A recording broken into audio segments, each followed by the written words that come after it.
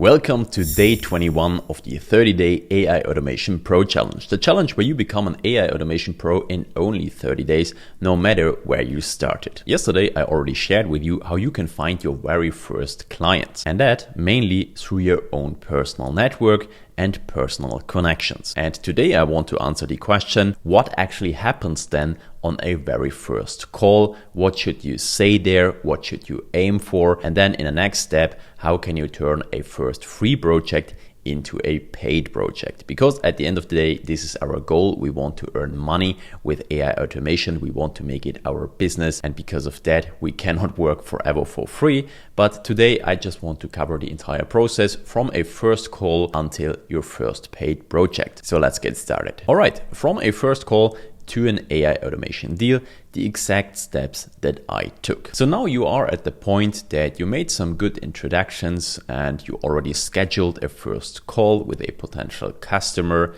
And now what? Now I want to share with you exactly how I approach that situation. And everything starts with the upcoming first call, but I actually want to start even before the call. Because first of all, you have to prepare. And I truly mean that. Research the person and the person's business. Already think ahead what kind of solutions potentially could be valuable to the person's business. Already prepare how you introduce yourself and how you position yourself and your services. And trust me, everything that I show here on the very first slide is super important out of several reasons. Of course, you have to be able to answer potential questions about yourself and the kind of service you are offering. But this also has to do with your mental state. And I will cover more on that on the next slide. But just knowing that you did your research gives you already a good feeling for the first call. And trust me when I say especially that last point here is super important.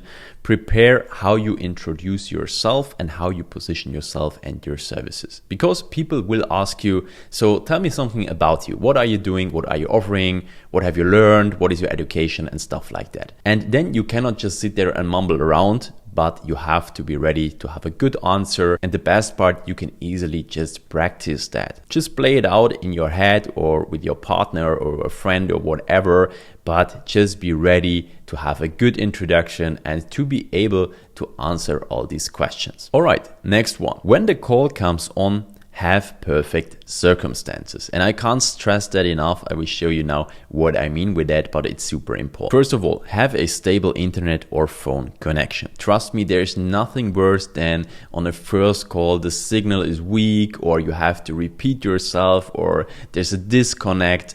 Just try to avoid that. And most of the times it is avoidable, because if you know that you have bad internet at home, just go to a coffee shop or to a friend or whatever. But this is something that you have to prepare for, that you can easily avoid, and you have to take care of that. Next point, appropriate clothing. And I don't mean you have to wear a suit. Keep it simple, but just something decent, a business casual look, maybe a shirt or a polo shirt, but just show with your clothing that you care and that you are a serious business person. Next point, quiet surrounding. And this is something that is actually super important as well, but is oftentimes overlooked. Because if you are so focused in your call, you might not even notice what is going around you. But trust me, on the other side, this is just horrible if there are a lot of noises and other people in the call. So just try to have a quiet surrounding. And if where you live is not a quiet surrounding, just go somewhere else. This is important. Next one, pen and paper. Also have something to write, because it shows that you care about the call, that you're serious about it,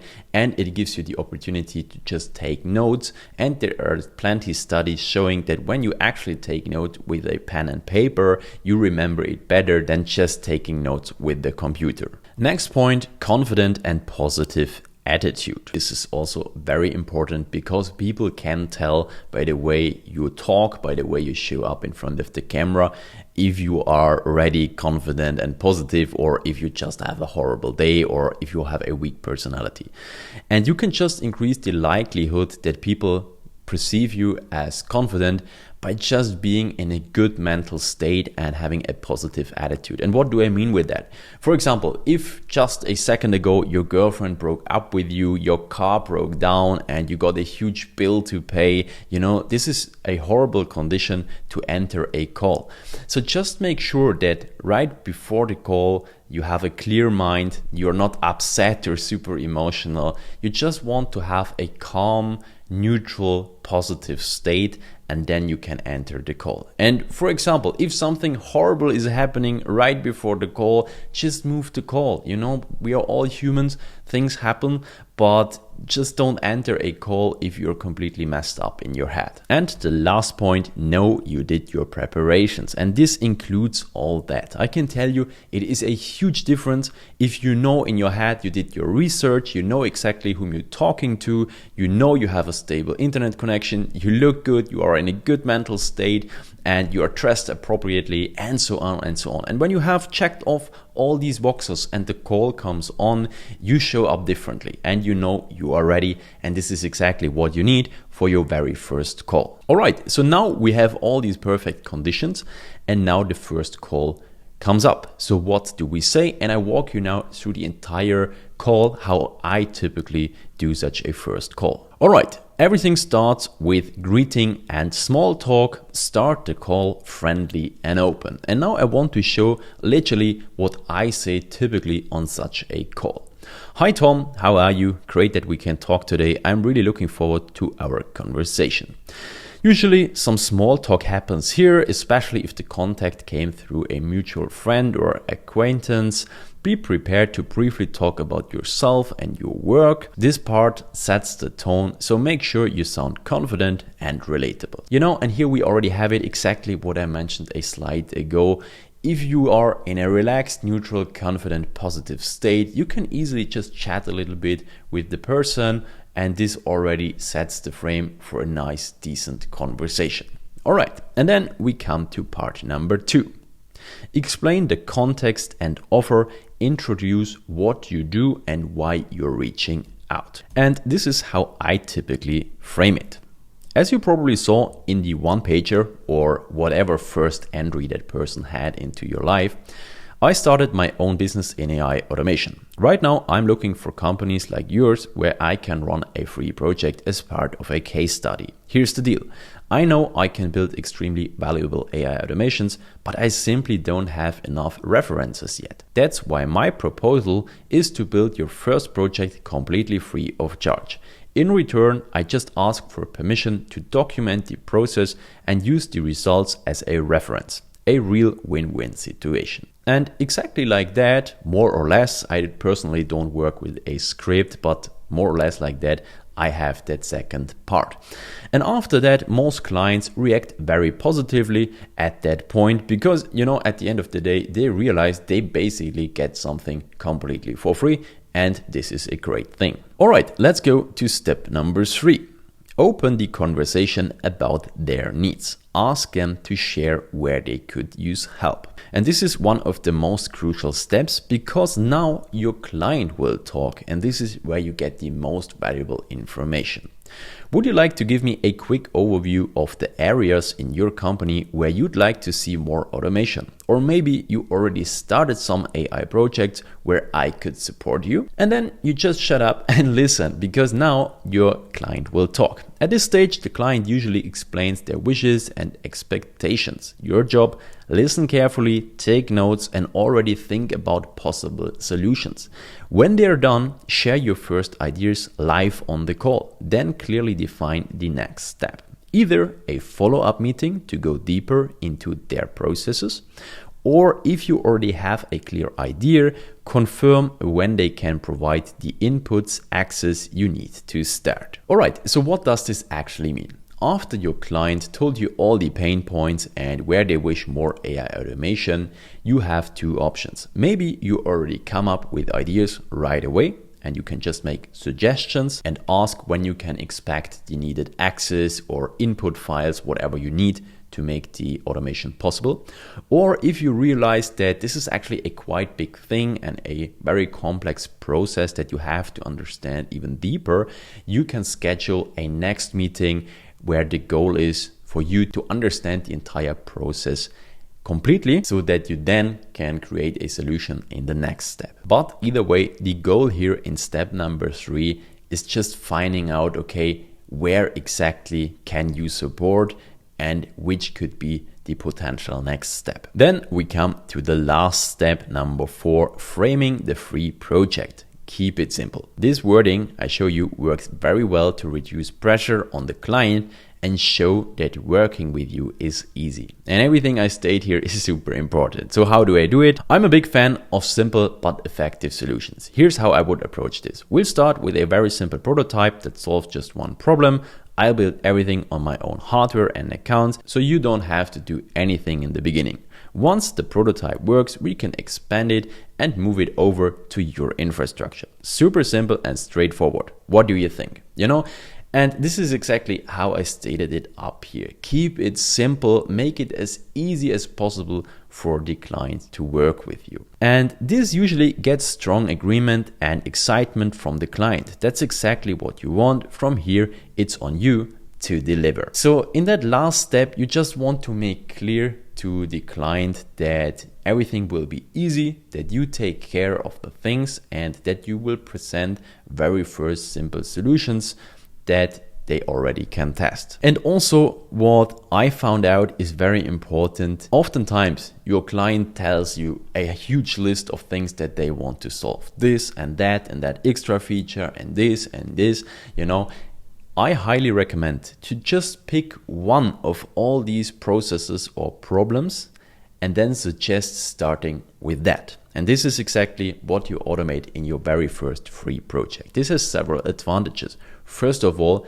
you have upselling potential to solve the other problems in paid projects. Second, it is just easier if you start with just one simple process because you also have to understand that process. And lastly, this is actually the way to go. Whatever you automate, you always start with something simple and then you further develop it into something more complex and useful. All right, so this is the first call, how I typically do that. And I can tell you from my personal experience that this works pretty well. I will provide you the entire script so you can just adapt it to your own needs and use that for your very first call. All right, so now we did our first free project, and in the next days I will also show you how you spot automation potential and how you actually execute and manage these projects.